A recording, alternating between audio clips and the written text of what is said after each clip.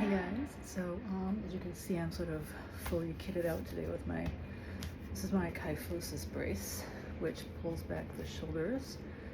And basically, well, I'll explain kyphosis in a minute, but as you can see, it sort of wraps around my upper ribs and pulls back my shoulders and kind of helps to prevent the old dowager's hump that a lot of us with Ehlers Danlos, well, most of those with the kypholytic, I'm pronouncing wrong, but there's like a kyphosis type of Ehlers Danlos is prone to, but as I think I mentioned in a previous video, a lot of us have crossover symptoms, which I learned from Fran Kendall, who is the top geneticist for Ehlers Danlos in the country, who I got a lot of information from a couple of years ago. So I do have a lot of the spinal involvement, and the kyphosis is one of those things that I inherited, which is kind of like your neck goes forward like a turtle, and there's like a hump. So let me see if we can make it visible. So if I relax completely without this thing on, there's like a hump here. You can probably see it right there. Which if I'm not very mindful of it, and if I don't wear this brace and do certain exercises, I will get like a pronounced dowager's hump, which is, nobody needs that. And plus it adds to headaches, pretty intense headaches. So when I was at my disability doctor's appointment, she told me that mine was getting worse, and so I need to start wearing this thing again. Hence me wearing it. This is I need actually two at this point, but for a long time it was mostly my left hand that was affected. This is for my thumbs tend to dislocate all the time. Dislocate and sublux, which is like a partial dislocation. It happens constantly with my thumbs, and so these braces are really good for keeping things in place. Like I can't really do much with my thumb except this, when usually it's kind of going like backwards and forwards and like going, sometimes it'll just kind of like lock down, and I can show you with, can I? Yeah, see, most people's thumbs don't like naturally hang down like this, whereas mine does. And that's because of all the years of it dislocating all the things it shouldn't be doing. What else have I got here? Ooh, my back is in bad shape. I should be wearing my back brace, but it is balls hot today. And so that will not be happening. And plus I can no longer comfortably do the lacing anymore with my arthritis in my thumbs. Like I will just dislocate my thumbs trying to do them, because lacing it from behind, I can certainly reach them from behind easily, but it's like the finger and thumb work is just bad. This is a very simple elbow compression sleeve. I also have them for my knees. I'm not really going anywhere today, so and it's really hot, like I said, so I'm just keeping with the bare minimum, but this feels so amazing. Like if you have like this rounded shoulders or the kyphosis thing going on, it feels a little odd at first, but like the way that it draws your shoulders back, it's like being back in ballet class again. It feels really, really good. And like it feels weird because you're not used to standing like that anymore, but this is the way you're supposed to stand, with like shoulders back, and it forces you to stand upright, which is the way I used to naturally stand this way, but just through years of improper posture because of the wonkiness of my skeletal structure and all the things, my body is just kind of like, doesn't hold itself properly so much anymore. And then the final thing I wanted to show you guys was my back brace corset from Crimson Rose Corsetry. She's a woman who has Ehlers-Danlos syndrome, and she makes these amazing corsets, which, I don't know if you're into corsetry at all. If you look back on my feed, that was the concentration of my Instagram feed for a long time, was corsetry, which I was really, really into because of my back injury. And I just started using corsets for my lumbar region just because I think they're really, really pretty. And it was like, well, might as well wear something pretty. If I'm going to have to wear this thing on my back all the time, might as well make it a pretty corset.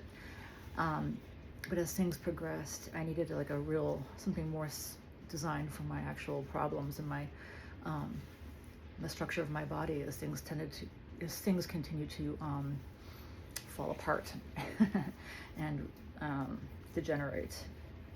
So this is got almost continuous boning, which is like vertical, vertical support all throughout the structure of the garment. And so there's bending, it bends all ways. It is a really fine mesh that you can get wet. You can even go swimming with it. Most corsets you're not going to be like wearing while you're swimming or hiking or doing whatever, if you're like a physically active person like I was able to be for quite a long time, not so much anymore. But this, you're able to wear this through all different kinds of activities. And so this is mine. I have not been able to wear it for quite some time just because of, like I said, if I could get this thing refitted with a fan lacing, where it's like it has straps that would pull the lacing from the front closed, I could still use it, but like that's not something that's going to happen anytime soon. But it's really a great little corset for holding your body together, holds your ribs in place. If you have rib subluxations, it stops your ribs from moving around the wrong way and doing the partial dislocation thing, so it can help you, save you from a lot of pain. It holds your, I have a spinal injury from spondylolisthesis and I can never pronounce it, but it's all the sponda things. I have all that going on in my lumbar region, and it helped me save me from a lot of pain for a really long time, because it just holds things in place so I wouldn't get that horrendous pain.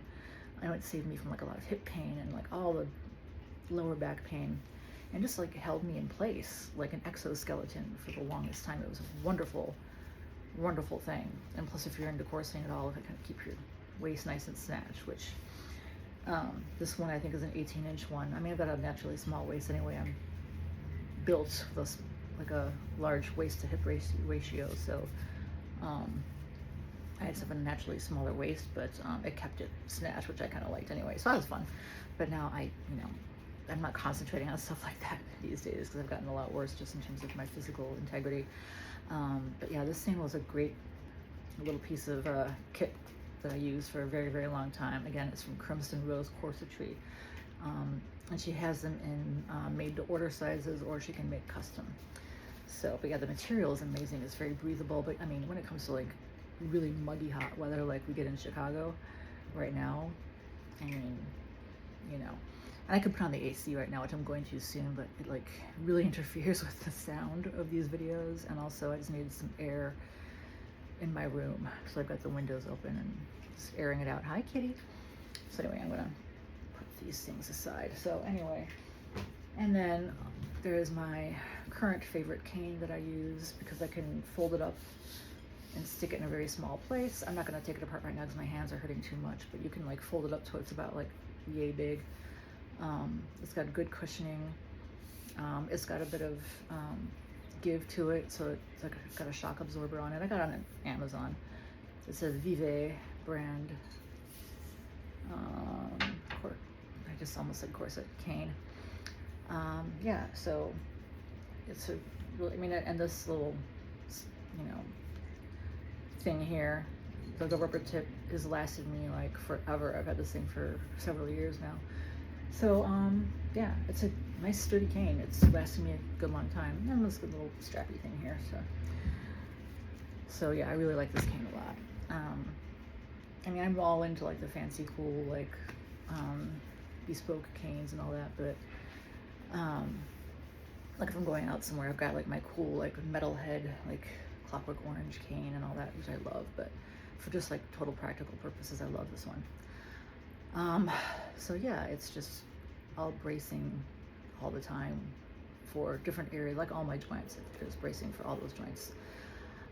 But this one is like a lifesaver for just, even if I'm not doing anything, it just, because I will just be sitting around doing nothing and I'm just the slightest motion, because this, just like, it just goes out of joint, so it's a mess. But anyway, I'm super thirsty. That is what kind of keeps me daily in place and like in less pain. So yeah, which I don't know what I would do without them. And my next big purchase, which I'm trying to get, I'm on Medicaid, and I'm really, it's hard to get these things approved through Medicaid, but I really need to get a motorized wheelchair with very specific specifications, but you know what I'm saying. That's my next big purchase, because my rollator is great for the house, but getting around any distance beyond from like here to the curb, I need something, as I learned the other day, trying to go like down the block and back was, thank God I had my phone with me, because I felt like I almost didn't make it. It was very painful and I was very dizzy, and thank God I had like a little seat on it, but yeah, one should not have to struggle that much just going down the block and back to the local CVS, it's just, it's not realistic. So it was way too painful and unstable. So yeah, those are my little things that I do today. Oh my goodness, I'm so thirsty, as always. And I'm also really dizzy, so I need to like adjust things and lean back right now. I have no energy. I'm really weak today, so not that that's any different from any other day, but I gotta arrange myself a bit here. So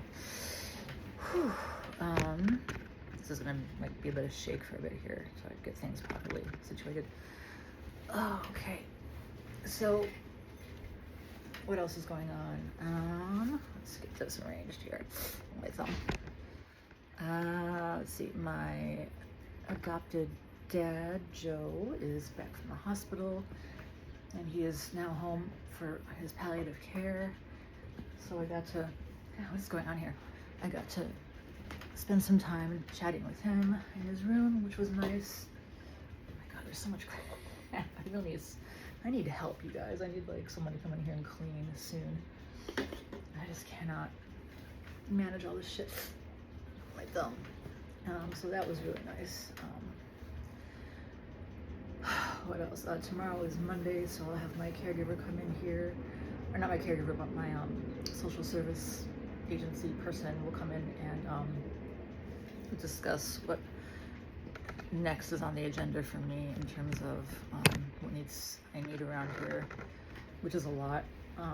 The main focus, though, is the wheelchair, honestly. So when I see my doctor, we're going to focus on that. If I'm being loud enough here. What else? I need so many things. Honestly, though, I think the next thing they were talking about was in-home care for things like cooking and help with cleaning and all that kind of thing, because I can't really do those things for myself anymore, and it's all just, things just really tend to pile up and build up, and it's just a mess, and you start to feel like just a complete useless slob when you don't get those things done, and like you're living off of like bagged salads and bagels and cream cheese or whatever. Like, it's just not the healthiest. I cannot get comfortable here. Like, nothing is laying properly. Sorry, guys. I just can't. I'm like, what is wrong with this girl? When you have Ehlers Danlos, like, you can just never get comfortable. It's just a thing. Okay, so what else? Yeah, so today has been rough in terms of,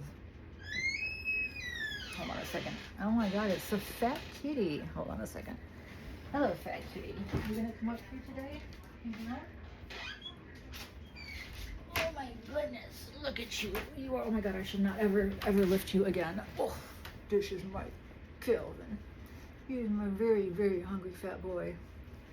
No, you can't go. Look at this tummy. Look at this tummy. Kelvin. Can you say hi? Oh, I can't do this. That is my fat boy, Kelvin. I should not have picked him up. Okay. But he's irresistible sometimes. Yeah, I have them registered as emotional support animals, which they are. So I don't ever have to be without them in terms of like being denied housing or something because of cats. They can't legally do that. I mean, I don't know how much it really protects me, but like they're just as important as like meds for me in terms of my survival, you know, in terms of my like mental health, put it that way.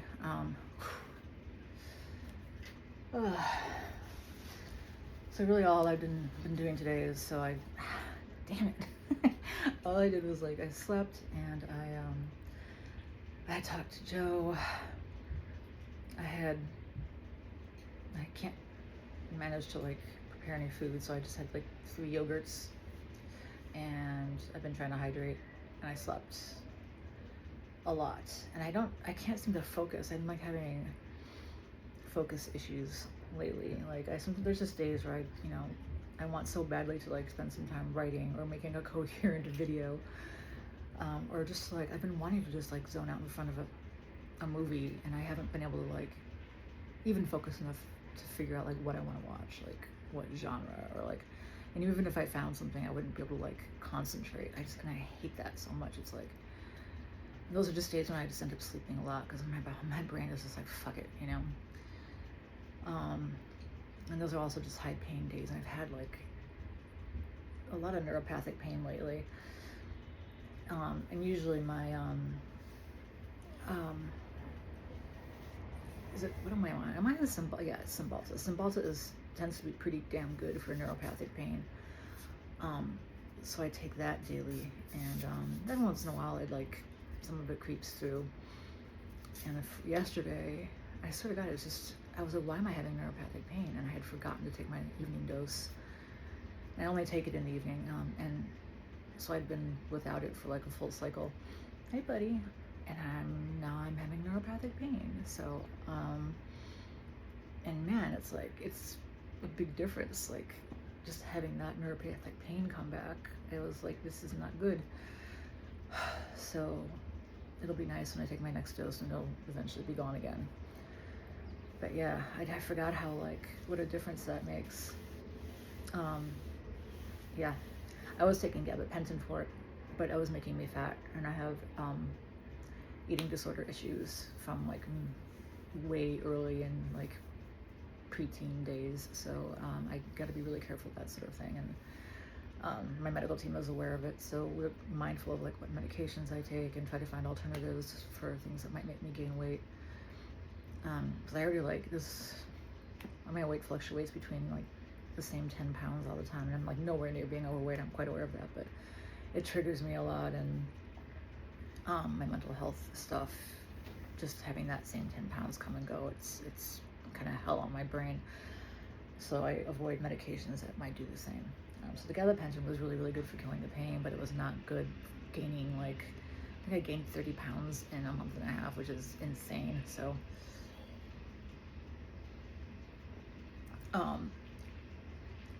so now that's gone. Now I take the Cymbalta instead, and I don't have that problem.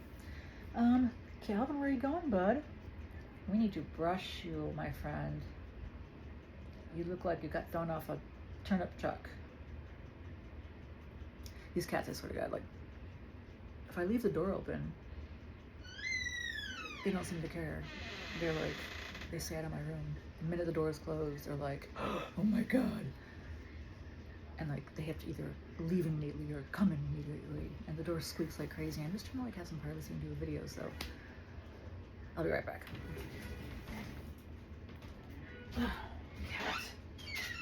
Cats, freaking cats. Cats, yeah, you too, Missy. Okay, so anyway, yeah, so that's not a very exciting day. It's very rainy and muggy, and everything hurts, and especially my hand joints are just unhappy, and God, and I'm kind of hungry, but I don't know what I want to eat, and I'm so sick of yogurt that I could scream, and I really want to go to the store so badly, by myself, and get myself what I want to eat, but I can't because everything hurts too much. And like, I don't want to bother my roommate Max to go because he's got enough shit to deal with Joe being so ill. But it's good to have him back. It's nice to just sit there and chat with him for a while and joke about how fucked up we are physically. He's really good for that. So he's got all those caregivers laughing their asses off, which is great. So hopefully that will be me when the time comes. And gosh, what else? Like, one of my fun hobbies is to sit around dreaming up the most like absurd eulogy to make someone read for me, you know, about what my life, the meaning that my life had, that I was a champion of the rights of naked mole rats and voles and other vermin of the world, and gave them a voice that they did not have before, and that I liked to collect little bits of belly button lint and knit them into sweaters.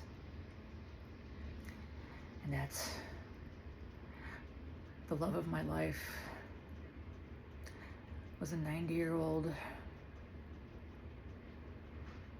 man from the mountains of Transylvania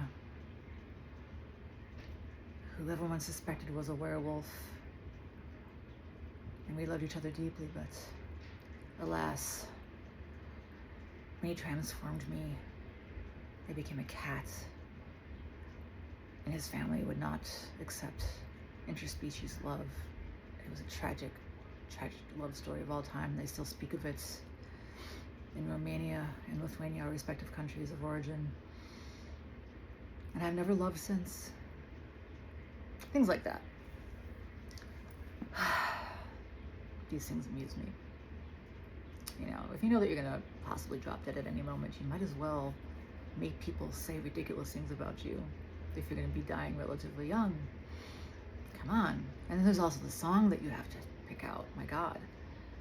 You know, when I was younger, and sickly all the time, I would think of these really like any little preteen girl would do. I think of these really like tragic songs, which back in those days were mostly by Pat Benatar. Love is a battlefield. But now, you know, I think of Tom Waits songs like, gosh, I don't know, there's so many good ones. I don't know. I Don't Want to Grow Up would be a good one, but that's not absurd enough. So Step Right Up would be a good one. Oh yeah, that's kind of one of my top runnings. That one is in the top running at the moment. Or just carnival music. Just play carnival music on loop. Like that slightly like unhinged carnival music that you hear in horror films, or it's like on a minor key. That'd be good. Oh, there was one that I was thinking of the other day. I really need to start, you know, I'm surprised I haven't done this yet. I've got playlists for literally everything, and I haven't made playlists for that yet, which is ridiculous because I got to start making plans for these things. I mean, I've got the eulogy partly written, for God's sake. I haven't decided who I'm going to make read it yet. I mean, I don't really have a lot of people in the real world yet. I've got a lot of internet people. I mean, my eulogy and funeral is probably going to be online anyway, because no one in the real world like really gives a shit so much anymore. But online, there's some people who care, because the whole thing really ought to be like completely like on a TikTok, or like it should be a Instagram reel, you know, a long one, but like an Instagram video. The perfect song. I mean, it has to be from like my era of music. So ideally, it's going to be like either some song that I grew up with, like a 70s song, or the music of my choice from like the 80s punk era, or goth era, you know, like something by something Jello Biafra wrote, you know. That would actually be ideal. Jello Biafra's got great lyrics. I mean, he wrote the whole diatribe about President Reagan being Grandpa Caligula. I mean, how could you get better than that? I don't know, I feel like I'm just like sitting here doing a fireside chat with you people with random shit coming into my brain, which is exactly what is happening. And I really need to take a pain pill like super soon because it's been hours. And when I get this loopy, that means in about 15 minutes the pain is gonna hit, and I'm gonna be like, I mean, I am in pain, as I've mentioned, but like the really bad pain is gonna be like smack me upside the head, like getting bitch slapped by that girl who read you in high school for being a bitch, you know. Here we go. Pills. Look at all this. These are my pills for the week. Help, I'm drowning. Oh my god. So, ooh, you know, I love these glasses. These glasses totally give me life. They're the coolest things in the world. Like, I searched high and low for these to like be a dupe for these like Celine / Chanel frames that I had been like envying and coveting for the longest time. And I needed to find them like on the cheap though, because I'm poor as dirt.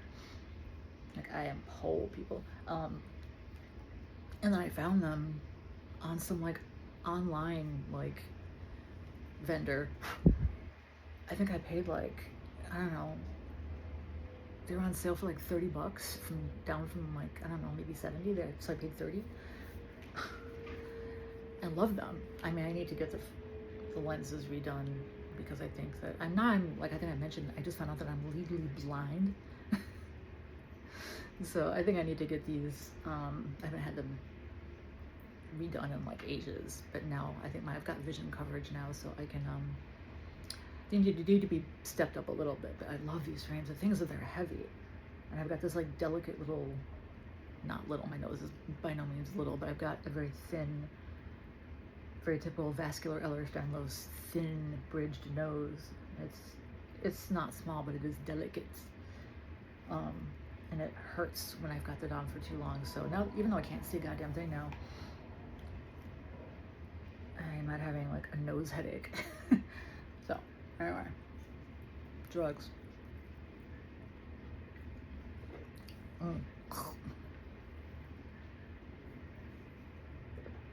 You'd think by now,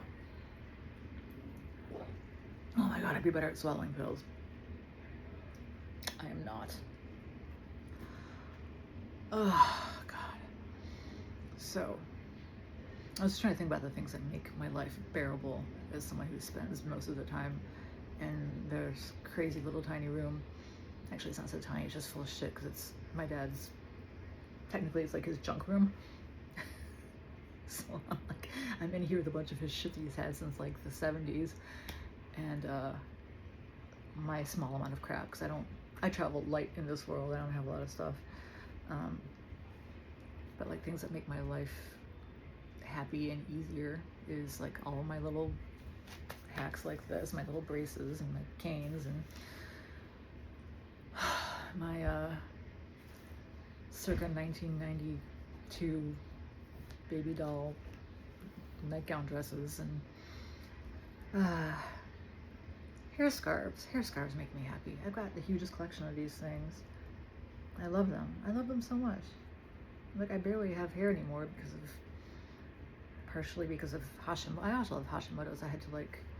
I've lost and shed more hair than I've ever grown in my life. I used to have hair down to my, like, the top of my ass for the longest time. I had beautiful hair. It was like this gorgeous, light, kind of ashy blonde with streaks of like strawberry blonde or like Titian blonde when it got really, really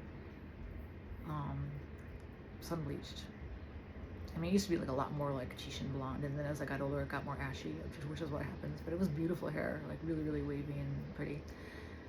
And then after Hashimoto's hit, it started to like, I get patches coming out, and I lost my eyebrows, so I tattooed them on myself because I'm a badass bitch that way. So then like, they hacked it off when I started modeling and into a pixie. And when I was like a little punk rock girl in the 80s, like I had shaved off my head anyway. I shaved off my head. I shaved off my hair anyway. It's just like a political thing and like a, you know, anti-Nazi skinhead thing. That's right, I was one of the anti-Nazi skinheads back in the day. Go Chicago, shock forever. Which is Skinheads of Chicago. I have a whole history. One day I'll tell you guys.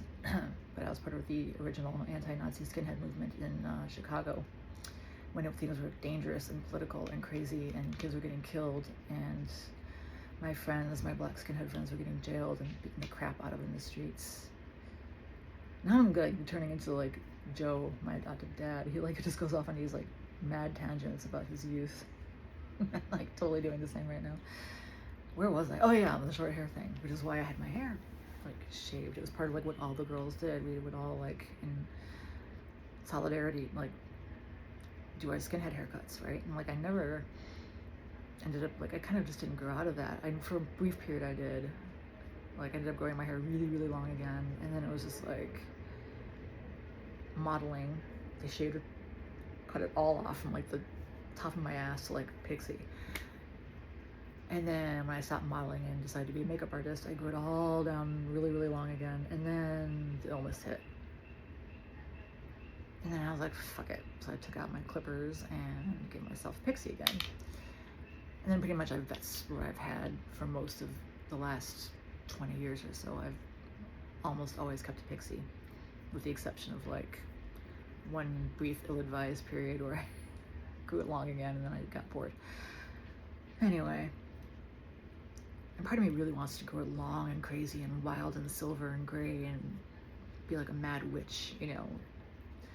But unfortunately, unless I get someone who's gonna like be here full time to take care of my hair for me, like the absolute queen goddess of disability cripple bitches that I am, I don't think that's gonna happen because I can barely like do my roots without my thumbs screaming in protest. So anyway, such tragedies we face in this life. Oh, the pain. But where was I going with this? I had a point. I swear to God, I had a fucking point. But I've forgotten what it is. I know I started off with the Chanel frames that are not Chanel frames, and knockoff Chanel frames, which are totally killer. And then I lost the thread completely. So, oh yeah, I was talking about things that give me joy in life that are very tiny little things, but mostly have to do with like things that look good, make me look good, that I think make me look good. So yeah, my headscarves. Even though my hair is really short, I love the headscarf look because I think they're completely rad, and I've got 50 million of them. These ones I got on Etsy. Like so they're reversible. One side is leopard print and the other side is this kind of tattoo motif thing. And I've got like, I think I've got like 5 of them, and they're just so cool. I love these things so much. And I just got like your regular like, you know, rockabilly ones that are like, everyone recognizes, like the, you know, the handkerchief one. I'm not gonna get up and grab one, but you all have seen me in them. And I love those so much. I totally love that whole rockabilly chick punk rock look. That's kind of like my thing. When I do ever put clothing on, that's kind of my default fashion choice, I suppose. But most of the time I sit around and make gown dresses, and that's about it. Complaining about my lot in life. But pain. Yeah, so I don't know. I really need like a really good movie to watch, you guys. And I've been thinking that like my favorite thing is like old French films, like Breathless by Godard, and anything like old 70s films are totally the best. Where like people look like real people, and it was before like everybody was like 4/3 or 3/4 plastic, and like everyone had the same homogenous look, you know, and like, I don't know, I just liked it. Everyone had like real tits.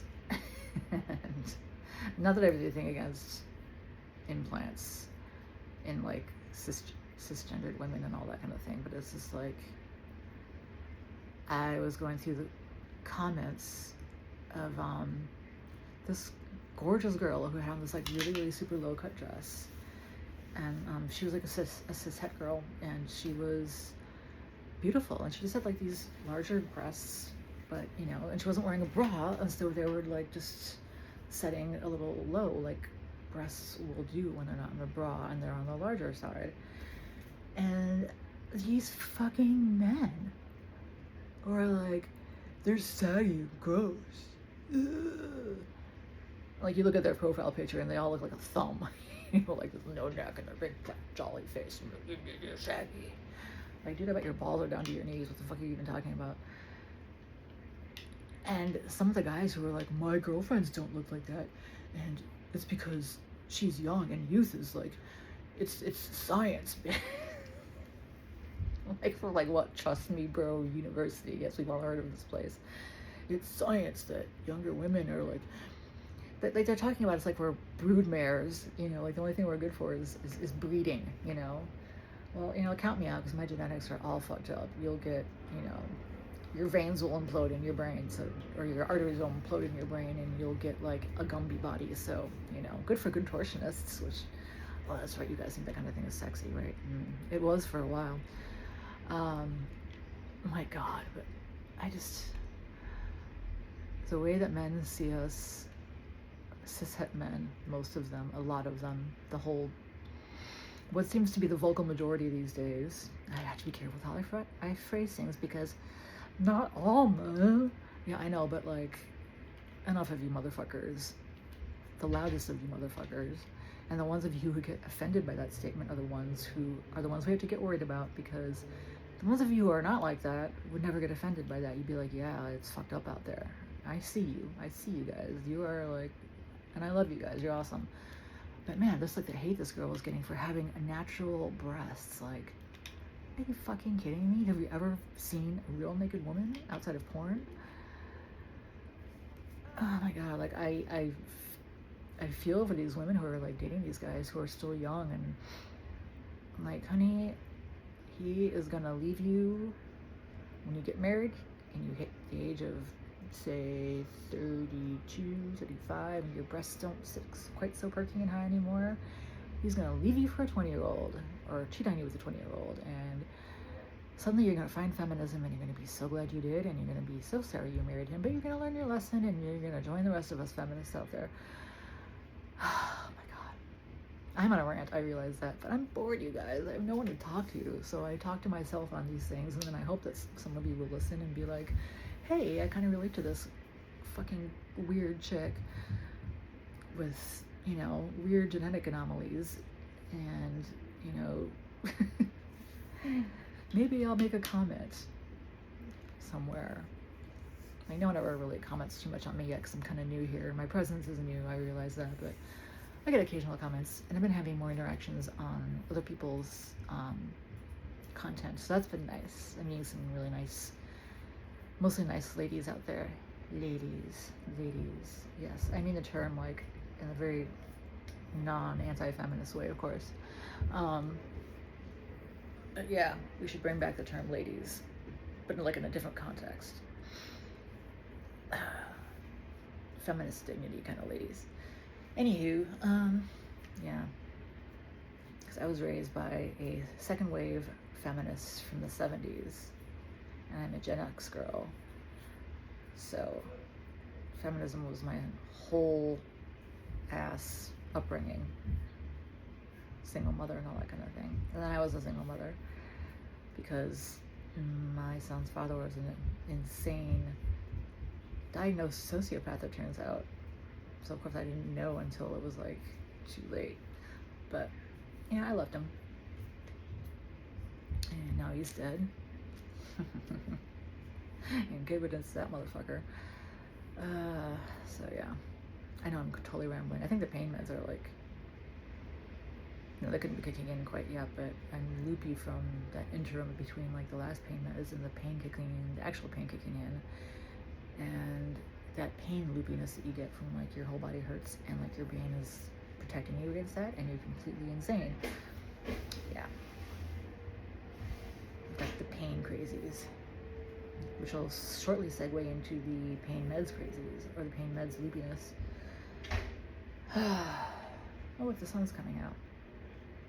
Alright, well, I've just been like withering on like a crazy person for like the longest time, so, and I have been talking shit.